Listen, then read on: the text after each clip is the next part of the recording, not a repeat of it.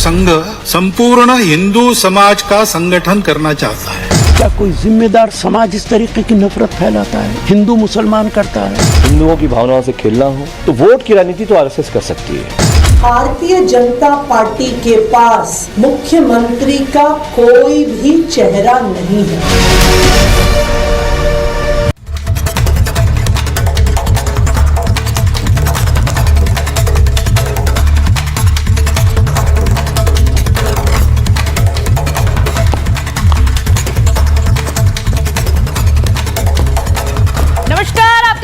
सुचेता कुकरेती, आप देख रहे हैं अपना फेवरेट शो महाभारत। और महाभारत में आज बात करेंगे बीजेपी के मास्टर प्लान की।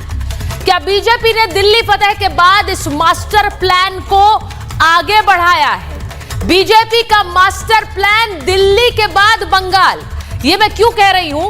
क्योंकि दिल्ली में जो एक प्रचंड जीत मिली है, उस जीत के बाद अब पश्चिम बंगाल पर नजरें हैं भारतीय जनता पार्टी की।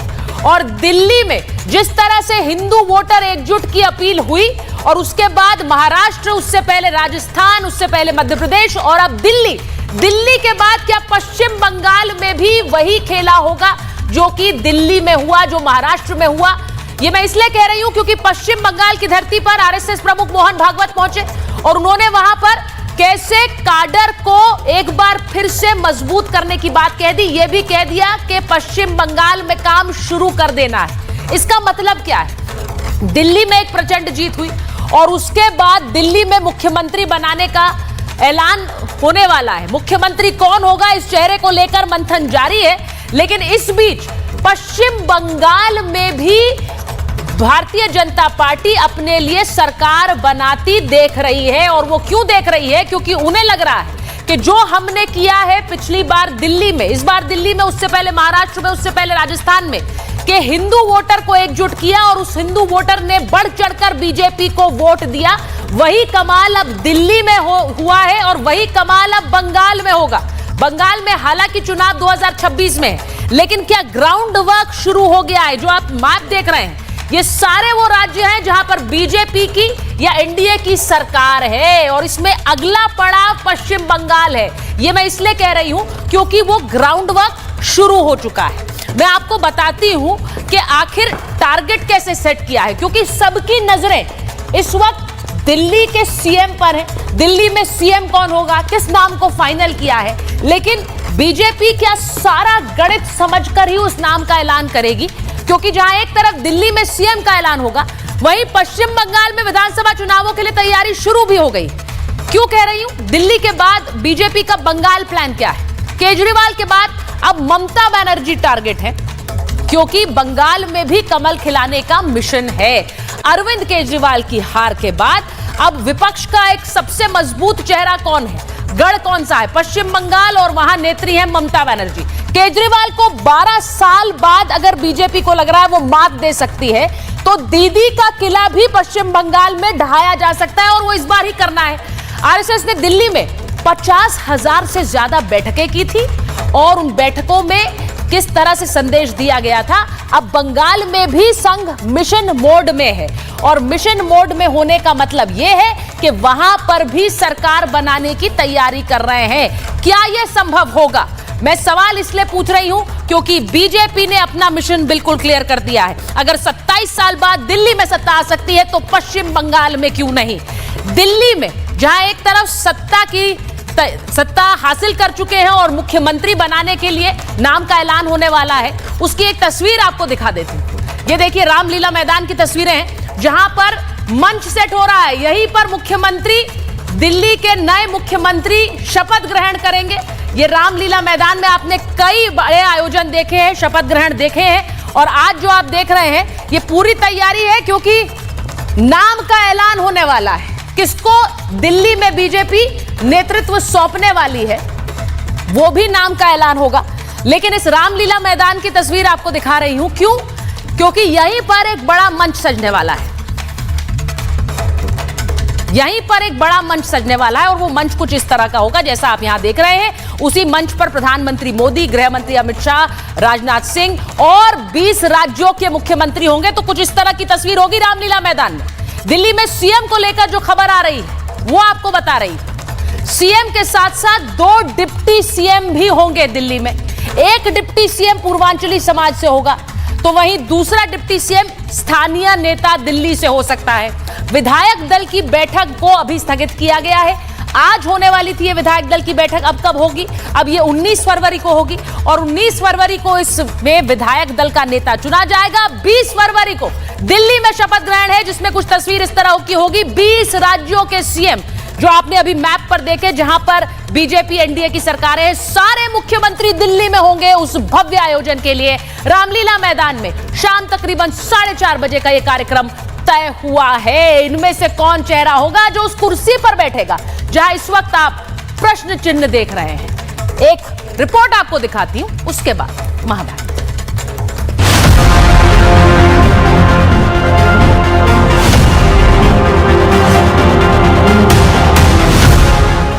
लंबी कतार, बस थोड़ा इंतजार। अब बस कुछ घंटों का समय बचा है। दिल्ली का सीएम कौन होगा यह साफ हो जाएगा, लेकिन सीएम पद के नाम के ऐलान से पहले दिल्ली के ऐतिहासिक रामलीला मैदान को सजाया जा रहा है, जहां 20 फरवरी को शाम 4:30 बजे शपथ ग्रहण का बड़ा कार्यक्रम होगा। विधानसभा चुनाव के नतीजे आए 10 दिन हो गए, लेकिन सीएम के नाम का ऐलान नहीं हुआ। इसे लेकर दिल्ली की कार्यवाहक मुख्यमंत्री आतिशी सिंह ने बीजेपी पर सवाल खड़े कर दिए। भारतीय जनता पार्टी के पास मुख्यमंत्री का कोई भी चेहरा नहीं है।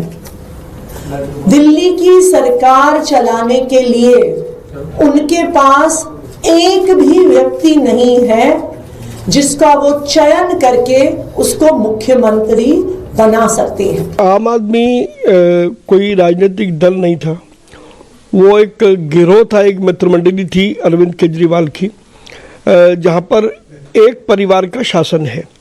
भारतीय जनता पार्टी में भारतीय जनता पार्टी कार्यकर्ता आधारित पार्टी है और हमारे यहाँ एक एक निर्णय हमारा नेतृत्व बहुत सोच समझ करके लेता है। दिल्ली का सीएम कौन होगा इसका पता चल जाएगा, लेकिन विपक्ष की बेचैनी ये बताने के लिए काफी है कि हार का दर्द उन्हें कितना है। कि कहीं ना कहीं कंफ्यूजन है, कहीं ना कहीं आपसी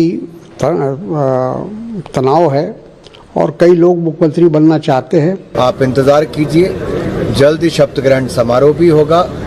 एक जनता की चुनी हुई 2/3 बहुमत की सरकार आएगी और दिल्ली को विकसित दिल्ली बनाकर दिखाएगी। 27 साल बाद दिल्ली में चुनाव जीतने के बाद बीजेपी उत्साह से लबरेज है। सोच रही है कि अंग यानी बिहार, कलिंग यानी उड़ीसा जीत सकते हैं तो बंगाल में भी जीत संभव है। इसी मंत्र के साथ आरएसएस और बीजेपी बंगाल में मैदान में अभी से ही उतर चुके हैं। आरएसएस प्रमुख मोहन भागवत पश्चिम बंगाल पहुंचे और हिंदू वोटर को एकजुटता की बात कह दी। पश्चिम बंगाल भाजपा की टारगेट सूची में शुरू से है। आरएसएस ने भी बंगाल को प्राथमिकता सूची में रखकर काम करना शुरू कर दिया है। संघ संपूर्ण हिंदू समाज का संगठन करना चाहता है। हिंदू समाज का संगठन क्यों? क्योंकि इस देश का उत्तरदायी समाज हिंदू समाज है। यही वजह है कि संघ प्रमुख मोहन भागवत ने हिंदू एकजुटता का संदेश बंगाल की धरती से दिया, तो विरोधियों की तरफ से भी पलटवार हुआ। आरएसएस के मुखिया ने आरएसएस की वो नीति सामने रख दी है। आरएसएस हिंदुओं को ही संगठित करना चाहे। नफरत फैलाने का काम तो आप ही कर रहे हैं। क्या कोई जिम्मेदार समाज इस तरीके की नफरत फैलाता है? हिंदू मुसलमान करता है। कहा गया कि दिल्ली के चुनाव में आरएसएस ने बहुत बड़ा रोल प्ले किया। हाँ, भारतीय जनता पार्टी को राजनीति करना हो, इस देश के लोगों के साथ हिंदुओं की भावनाओं से खेलना हो, तो वोट की राजनीति तो आरएसएस कर सकती है। विपक्ष की बौखलाहट इसलिए भी है क्योंकि दिल्ली के चुनाव में आरएसएस ने ग्राउंड पर काम किया, दिल्ली में कमल खिला और अब उन्हें डर है कि कहीं बंगाल में भी दीदी का किला खतरे में ना पड़ जाए। Bureau report, Republic Bharat.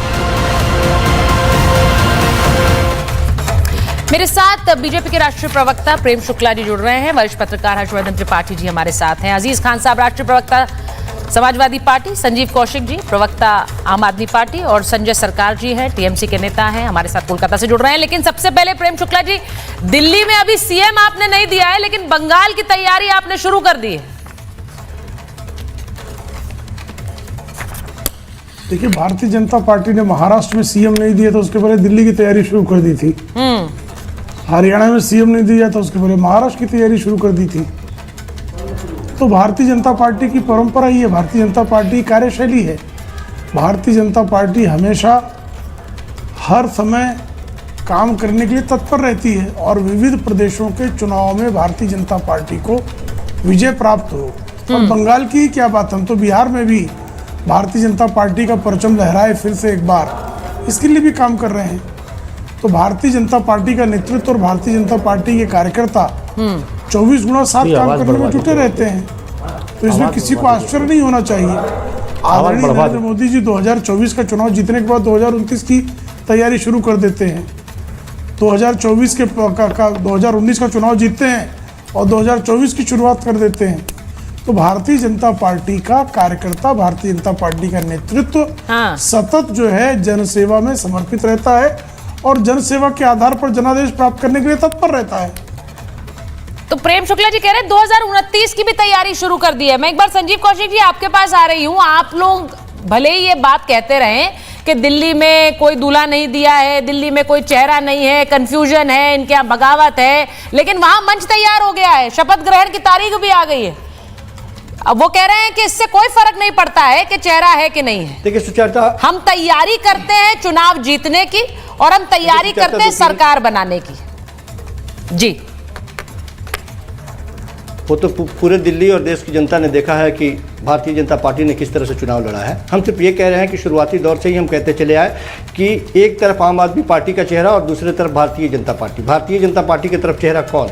10 दिन हो गए, 10 दिन में एक मुख्यमंत्री का चेहरा आप नहीं दिखा पाए हैं। समीकरण साधने के चक्कर में रोजाना टीवी पर लगातार 1 घंटा 1.5 घंटा आप बैठते हैं और डिबेट देखते हैं कि एक सिख होगा पूर्वांचल को साधने के लिए पूर्वांचली होगा, एक महिला को साधने के लिए होगा, एक जाट समीकरण को साधने के लिए होगा।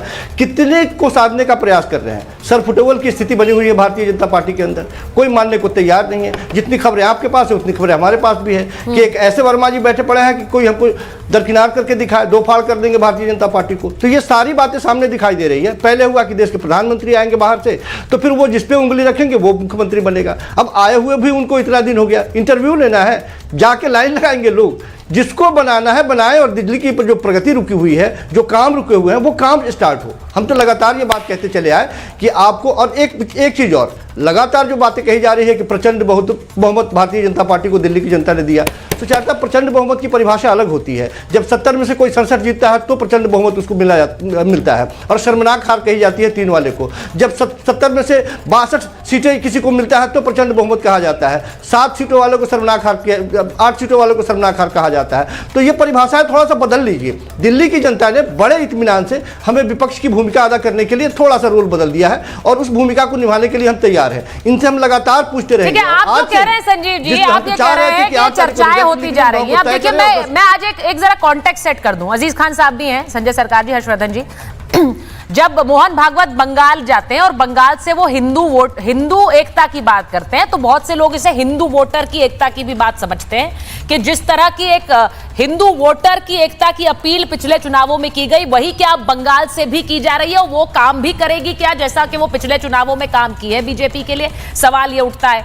अब यहां पर दिल्ली के लिए आप भले ही, प्रेम जी, मैं हर्षवर्धन जी आपसे पहले पूछ लेती हूं। हर्षवर्धन जी, दिल्ली के लिए बीजेपी भले ही हिंदू एकजुट, वोटर एकजुट की बात करती हो, लेकिन जो संजीव जी कह रहे हैं वो तलाश तो रही है कि भाई कोई पहाड़ी चेहरा कौन सा है, पूर्वांचली चेहरा कौन सा है, ये स्थानीय नेता कौन सा है। ये सब मापदंड देखकर ही क्या निर्णय होगा, ये इंपॉर्टेंट भी है दिल्ली के लिए। देखिए सुचेता जी, सबसे पहले तो ये कि राजनीति समाज के समीकरण को साधना ही है, इसके अलावा और कुछ राजनीति नहीं होती। बाकी सब मिथ्या है, बाकी सब टीवी की बहस में कुछ बोलने का काम है, उससे ज्यादा नहीं। और सामाजिक समीकरण साधना अगर ये कोई पार्टी करती है तो इसमें कोई बुराई भी नहीं। जो संजीव कौशिक प्रश्न पूछ रहे हैं, जो आतिशी ने पूछा, वो प्रश्न बड़ा जायज है कि भाई 8 तारीख को परिणाम आ गए, अब तक क्यों नहीं हो पाया। हर कोई जानता था कि नरेंद्र मोदी अभी अमेरिका जा रहे हैं, फ्रांस जा रहे हैं, लौट के आएंगे तो होगा। फिर रेलवे की दुखद दुर्घटना हो गई तो उसके बाद ये टल गया। लेकिन अब सबको पता है कि 20 तारीख को दिल्ली का मुख्यमंत्री भारतीय जनता पार्टी का घोषित हो जाएगा। और ये सवाल जायज है। अच्छा होता कि पहले भाजपा इसको और जल्दी कर देती, लेकिन इस पूछने वाले कौन है जिसकी पार्टी का अभी तक नहीं पता है कि नेता प्रतिपक्ष कौन होगा। गोपाल राय अपनी दावेदारी कर रहे हैं, आतिशी अपनी दावेदारी कर रही है। अरविंद जी के मन में क्या है, पिछले कुछ दिनों से तो वो बातचीत ही करना बंद कर दी है, नहीं तो आजकल, पहले तो रोज 10 बजे प्रेस कॉन्फ्रेंस करते थे। तो मुझे लगता है कि ये समीकरण साधना और ये सारी चीजें, ये कोई प्रश्न नहीं। हाँ, मेरा भी ये मानना है कि कोई भी सरकार जब बन रही है तो जल्दी से जल्दी चुनी हुई सरकार का नेता तय होना चाहिए, और ये अच्छी बात नहीं कि इतना लंबा टाला जाए। तो इसमें कोई बहुत मुझे आश्चर्य नहीं होता, और भारतीय जनता पार्टी में कोई विद्रोह होगा, कोई बगावत होगा, ये राजनीतिक बयानबाजी के लिए ठीक है। मुझे नहीं लगता, सबको पता है कि उनकी स्थिति क्या है। ये चुनाव भारतीय जनता पार्टी पूरी तरह से नरेंद्र मोदी के ब्रांड उनके कांधे पर लड़ी है। 1.5-2 साल से गृह मंत्री अमित शाह जिस योजना पर काम कर रहे थे वो योजना पूरी तरह से फलीभूत हुई है। जिस प्रत्याशी का चयन जिस तरह से किया गया, वो मैंने पहले भी इसको लगातार टीवी चैनलों पर कहा है, आपके साथ भी चर्चा में कहा है कि जो प्रत्याशियों का चयन है वो इसी लिहाज से किया गया था कि अरविंद केजरीवाल की रणनीति को मात देना है, और तब भी इनको पता था कि अरविंद कोई कमजोर नहीं है, बहुत मजबूती से लड़ना है। इसलिए सबसे पहले उनके किले को ढहाने की कोशिश की गई, जो नई दिल्ली विधानसभा सीट है। और शायद यही वजह है कि प्रत्याशी मुख्यमंत्री तक कौन पहुंचेगा, ये तय करने में भाजपा को थोड़ा समय लग रहा है। अब भाजपा को तय करने में समय लगेगा। मैं एक बार अजीज खान साहब, जो बात अभी दिल्ली में मुख्यमंत्री को लेकर हो रही है, मैं आज एक हिंदू वोटर एकजुटता की बात जो बार बार कही जा रही है, जो हमने कहा बटेंगे तो कटेंगे, एक है तो सेफ है, आज एक बार फिर से मोहन भागवत जी ने जो बयान पश्चिम बंगाल जाकर दिया है कि हिंदुओं को एकजुट होने की जरूरत है। मैं सिर्फ ये पूछ रही हूं कि अगर ये वाला फॉर्मूला चल गया, जो कि बीजेपी कह रही है कि चल रहा है चुनावों में, तो फिर ये यूपी में भी हिट होगा, ये पश्चिम बंगाल में भी हिट होगा, और क्या इसमें कुछ गलत है?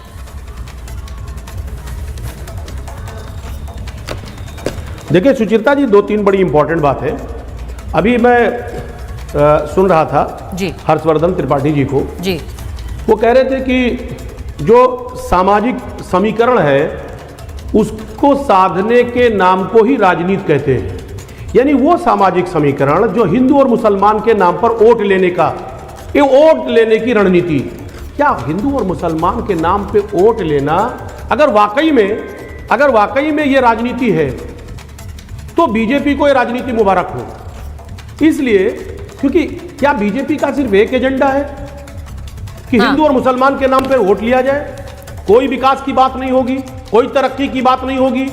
क्या जो उत्तर प्रदेश में इससे पहले किया गया, हिंदू और मुसलमान के नाम पे वोट लिया गया, आपने कहा हरियाणा में यही हुआ, महाराष्ट्र में भी चला, जी एक लाइन बोलने दीजिएगा, अभी दिल्ली में चला, तो क्या यह मकसद सिर्फ एक है?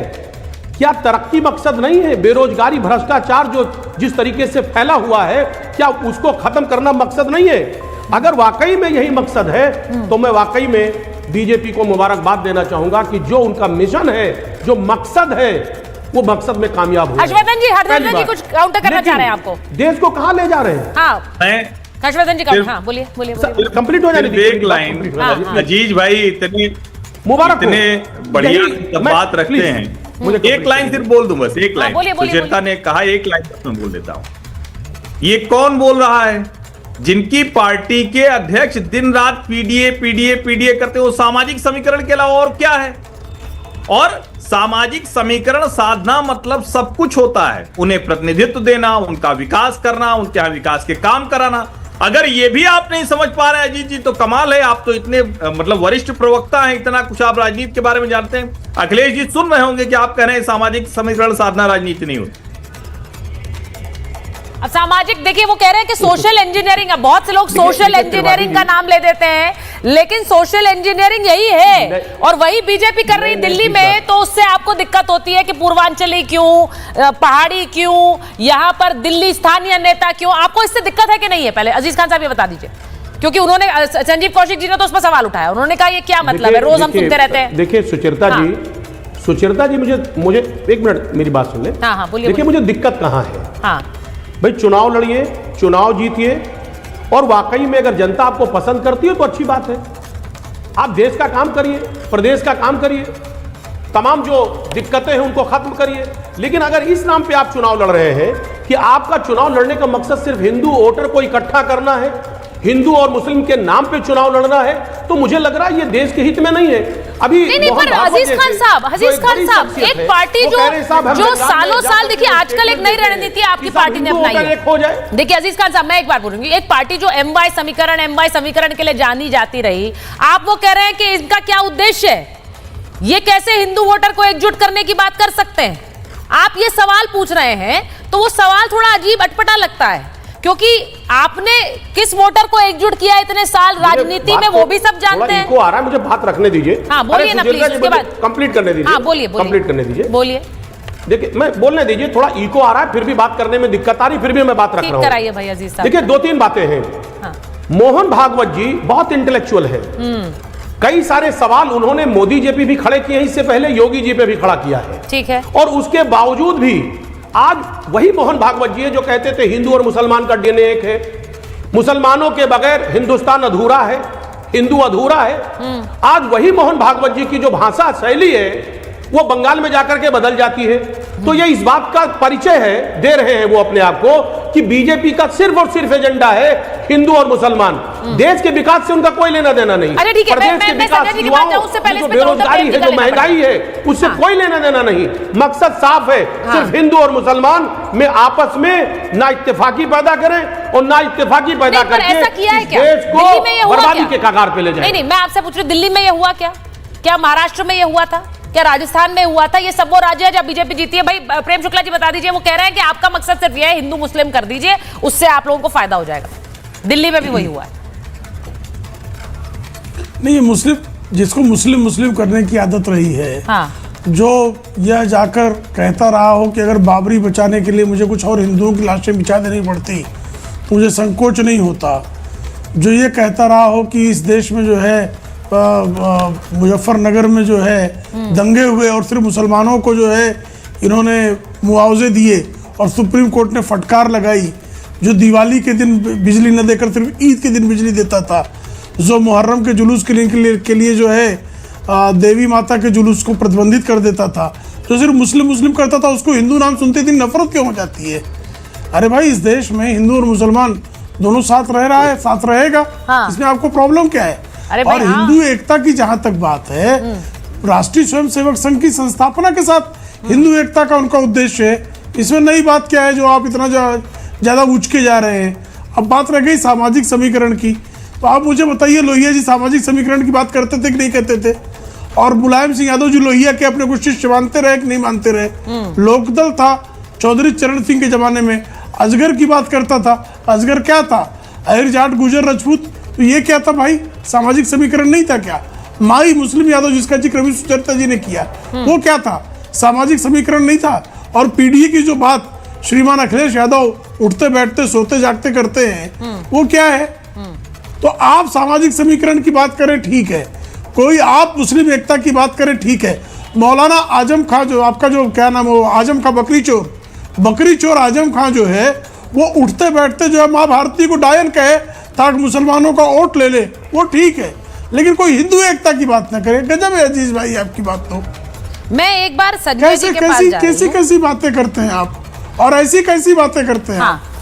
मैं एक बार अरे अजीज खान साहब आ रही हूँ, एक बार संजय जी के पास चली जाओ, एक बार वो देर से इंतजार कर रहे हैं। संजय जी देखिए, जो पैटर्न है, जिस पैटर्न पर बीजेपी आगे बढ़ रही है, वो अच्छा नहीं है आपके लिए, क्योंकि उनको लग रहा है कि जिस तरह से वो एक के बाद एक राज्य जीत रहे हैं, जरा वो मैप भी दिखा दीजिए जिसमें बीजेपी के सारे राज्य, जिस तरह से एनडीए की सरकारें हैं या बीजेपी की सरकारें, अब उसमें अगला टारगेट आप ही का है, टीएमसी और पश्चिम बंगाल।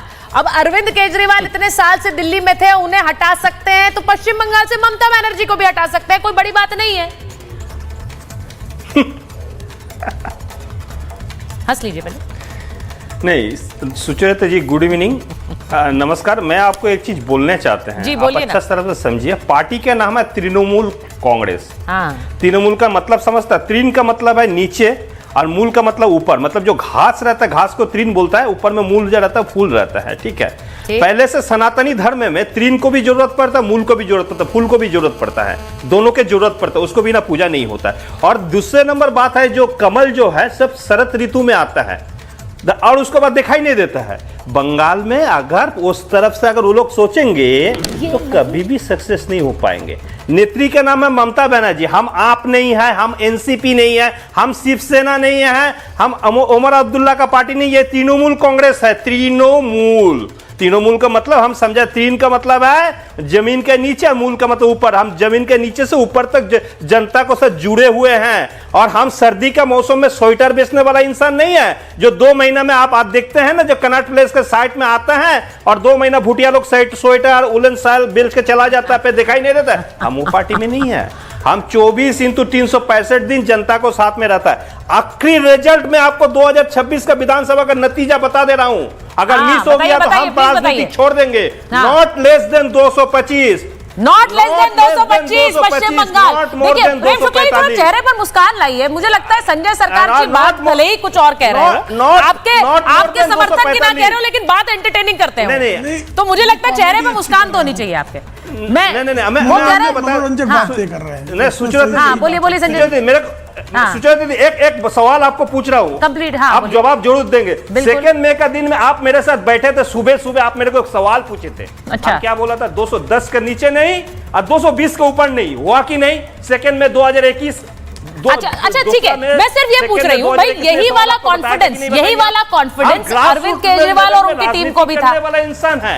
मेरा सिर्फ ये मानना है कि किसी भी पार्टी को, वो बीजेपी भी हो, ओवर कॉन्फिडेंस नहीं होना चाहिए।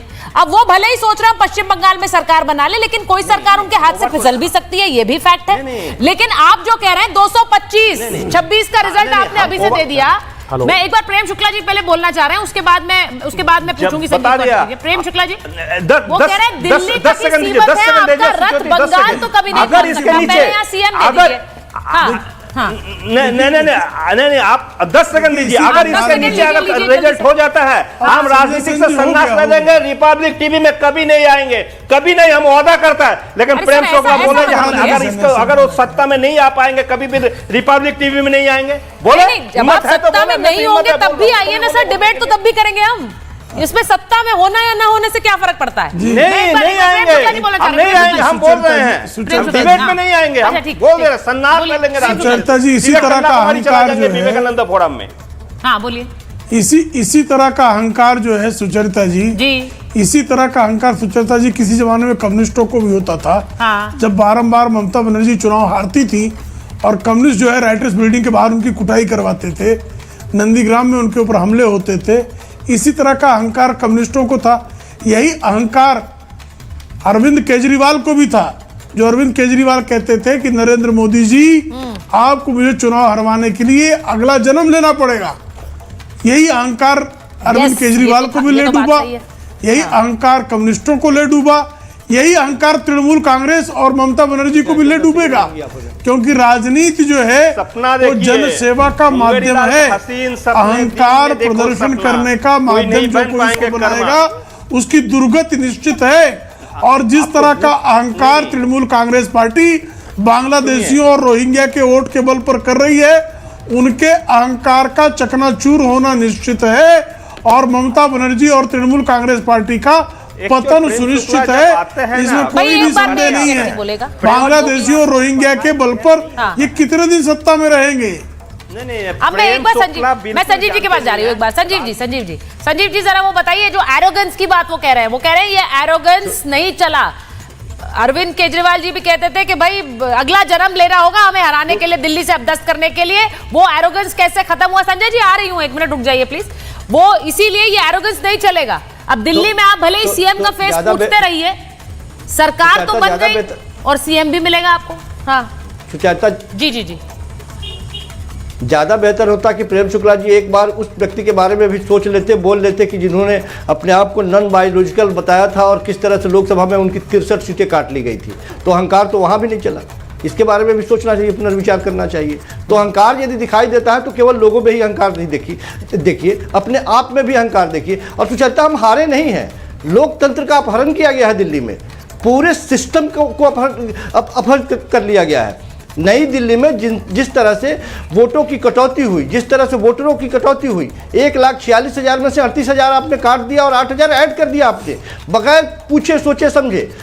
आंकड़े बताते हैं कि एकदम धांधली हुई है, अपहरण किया गया है। उसके बावजूद, चूंकि हमारे हाथ में कुछ नहीं है, हम केंद्र में नहीं हैं, हम निरीह हैं, दिल्ली की जनता हमारे साथ थी, खड़ी थी, उसके बावजूद इन लोगों ने जो लगातार सफाया करने की जो बात की थी वो हम साफ नहीं हुए हैं। मजबूती के साथ आज भी हम खड़े हैं। हम तो लगातार इनसे सवाल पूछते रहेंगे आने वाले दिनों में कि जल्दी से जल्दी मुख्यमंत्री का चेहरा घोषित कीजिए और एक 2500 रुपया देना शुरू कीजिए दिल्ली की महिलाओं को। ये जो छल प्रपंच और कपट करके जिस तरह से बता देती हूँ अरविंद केजरीवाल और आम आदमी पार्टी पर बीजेपी ने कैसे पलटवार किया है।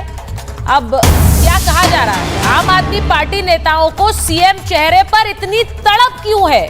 दिल्ली की जनता ने तो फैसला कर दिया है, ये वीरेंद्र सचदेवा कह रहे हैं, दिल्ली के बीजेपी अध्यक्ष। वो कह रहे हैं जनता के पैसे की चोरी का हिसाब तो देना पड़ेगा, चोरी का हिसाब दीजिए, सीएम की बात बाद में कीजिए, क्योंकि दिल्ली ने बीजेपी को चुन लिया है, वो अब सीएम भी दे देगी, लेकिन आप पहले अपनी चोरी का हिसाब दीजिए। ये जो तस्वीरें मैं स्क्रीन पर चला रही हूँ, रामलीला मैदान की तस्वीरें जरा रखिए। रामलीला मैदान की ये तस्वीरें आपको मैं दिखा रही हूं, जहां पर शपथ ग्रहण समारोह होना है, लेकिन अभी तक चेहरा नहीं है, जिसे लेकर बार बार हमले आम आदमी पार्टी की तरफ से हो रहे हैं। जरा ये प्रेम शुक्ला जी, आप लोग जैसा कि अभी मैंने मोहन भागवत जी की भी बात बोली, ये हिंदू वोटर एकजुट हो, हम एक हैं तो सेफ हैं, बटेंगे तो कटेंगे, ये सब रहा, लेकिन दिल्ली में आप लोगों को भी पूर्वांचली चेहरा, पहाड़ी चेहरा, स्थानीय चेहरा, ये सब देखना पड़ रहा है। आप भी तो देख रहे हैं ना बांटकर। देखिए, भारतीय जनता पार्टी सम्यक सामाजिक संतुलन साधने में जो है हमेशा विश्वास रखती है। भारतीय जनता पार्टी ऐसा थोड़े है कि सिर्फ एक जाति विशेष के लोगों की, पंथ विशेष के लोगों की, धर्म विशेष के लोगों की पार्टी नहीं है। हम सबका साथ, सबका विकास, सबका विश्वास, सबका प्रयास वाली पार्टी है, तो हम सबका जो है प्रतिनिधित्व देते हैं, तो इसमें क्या गलत है? ये थोड़े है कि सिर्फ यादव कुल ही जो है वो हमारा राष्ट्रीय अध्यक्ष हो सकता है, सिर्फ केजरीवाल या उनकी पत्नी ही हमारा कमान संभाल सकती है, सिर्फ गांधी परिवार ही हमारा नेतृत्व कर सकता है। भारतीय जनता पार्टी ऐसा नहीं करती ना। भारतीय जनता पार्टी में सामान्य कार्यकर्ता वार्ड अध्यक्ष से लेकर राष्ट्रीय अध्यक्ष तक पहुंचता है। पन्ना प्रमुख जो है वो प्रधानमंत्री पद की प्रत्याशी किसी दिन बनाया जा सकता है। यह भारतीय जनता पार्टी में ही संभव है। यहाँ सोने का चम्मच लेके थोड़े पैदा होते हैं। अरविंद केजरीवाल आए थे यहाँ भारत के में जो है राजनीति की शैली बदलने के लिए, और जब जेल चले गए तो अपनी पत्नी को कमान संभाल देने के लिए परेशान पाए गए। उनकी पत्नी जो है सोनिया गांधी से हाथ में हाथ, तो आप कह रहे हैं डेमोक्रेटिक, वो जेल क्यों चले गए, कौन सा विचारधारा आपकी पार्टी की तरफ था, उनका कटाक्ष आपकी पार्टी की तरफ था, भी था आम आदमी पार्टी की भी तरफ था। उन्होंने कहा ये थोड़ी है कि रिजर्व्ड चेयर है, वहां पर डेमोक्रेटिक तरीके से निर्णय होगा और विधायक निर्णय करेंगे। अगर देरी हो रही है तो उसमें कोई दिक्कत है क्या? देखिए ऐसा है कि वाकई में डेमोक्रेसी है। समझते हैं क्या जब तक कोई भी फैसला मोदी जी या अमित शाह जी नहीं करेंगे, इनके पार्टी में कोई फैसला हो ही नहीं सकता। ये डेमोक्रेटिक है। डेमोक्रेटिक नहीं, तानाशाही है। पहली बात तो ये समझिए, नाम का डेमोक्रेसी है, नाम का लोकतंत्र है। दूसरी बात, ये बात ये एक बार जरा से चेक करा लेती हूँ, कुछ गड़बड़ है, आप कुछ गड़बड़ है सर, एक मिनट ऑडियो चेक कराइए। इनके विधायक, मंत्री, इनके सांसद, सुनिए ना मेरी बात। हाँ बोलिए। 25% लोग ऐसे हैं कि जो परिवार से लिप्त हैं। इनका बेटा, उनकी बेटी, उनके बाप है क्या? सिर्फ इनके खाने के दांत कुछ और है और दिखाने के दांत कुछ और है। सच्चाई यह है कि सबसे ज्यादा अगर परिवारवाद है तो वो बीजेपी में परिवारवाद है, लेकिन ये पल्ला झाड़ रहे हैं। अभी देखिए दिल्ली में चर्चा हो रहा है कई सारे कि कौन मुख्यमंत्री बनेगा, क्या होगा। आप देखिए किसको आगे लाने की बात हो रही है, आप तमाम तरीके की बातें हैं। कुल मिलाकर के फाइनली नैरेटिव सेट करने का प्रयास। दूसरी बात, एक बात और आप बताऊं कि बीजेपी का तो अजीज भाई, कोई मुसलमान सपा का अध्यक्ष बन सकता है क्या? किसी ने भी मुसलमान सपा का राष्ट्रीय अध्यक्ष बन सकता है? कैसे भी मिले। कोई गैर यादव सपा का राष्ट्रीय अध्यक्ष बन सकता है? देश का विकास हो या देश का विकास ना हो, हिंदू मुसलमान के नाम पे हो, किन्हीं भी परिस्थितियों में, करके बताइए ना, आज तक कोई गैर यादव जो है सपा का बीजेपी का मकसद है, इसके अलावा कोई मकसद नहीं है। आज तक कोई गैर यादव सपा का राष्ट्रीय अध्यक्ष क्यों नहीं बन पाया? एक छोटा सा सवाल है मित्र। अरे प्रेम शुक्ला जी, आप राष्ट्रीय अध्यक्ष क्यों नहीं बने? आप बीजेपी के राष्ट्रीय अध्यक्ष क्यों नहीं बन पा रहे? 3 दशकों की पार्टी हो गई, तो क्या मोदी जी के बहुत नजदीक नहीं है? 32 वर्षों बताइए ना, गैर यादव इसलिए आप सपा का अध्यक्ष क्यों नहीं बना? मुझे एक देखिए मैं कह रहा हूँ हमारे यहाँ तो कोई भी बन सकता है भाई। अच्छा ठीक है, मैं संजीव जी की बात राष्ट्रीय अध्यक्ष होगा पता नहीं सकते, आपके यहाँ तो अखिलेश जी का ही परिवार पे होगा। Let me go to Sanjeev Kaushik ji. Sanjeev ji, उन्होंने आप पर भी हमला किया है, उन्होंने समाजवादी पार्टी पर भी हमला किया है।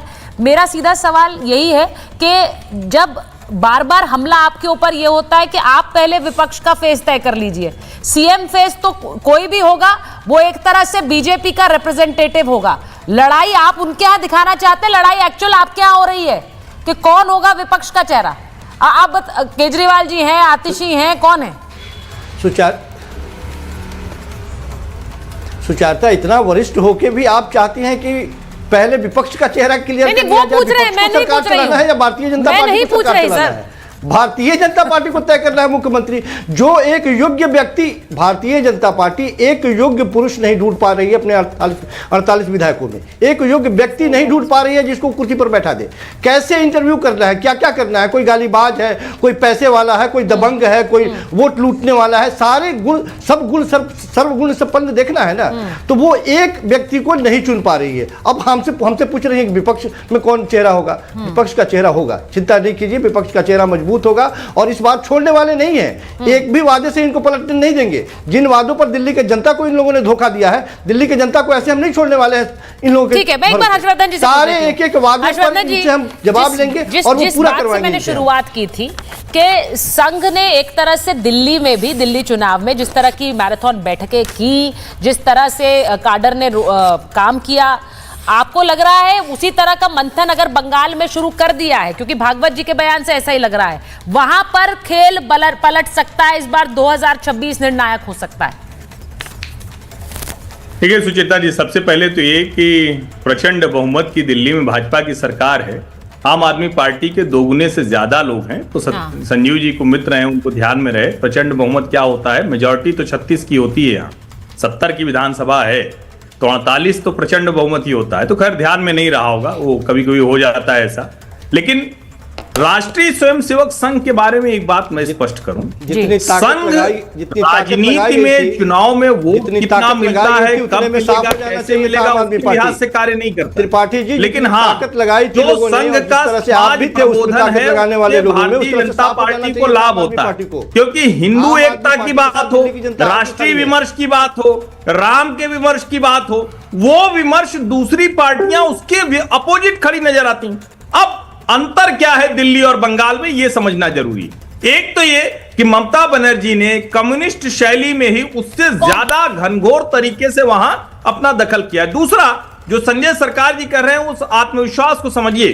दिल्ली में 13% मुस्लिम है, पश्चिम बंगाल में 30% मुसलमान हैं। हाँ। ये असली मसला है। लेकिन उसके बावजूद जो बदलाव पूरे देश में दिख रहा है, उसका असर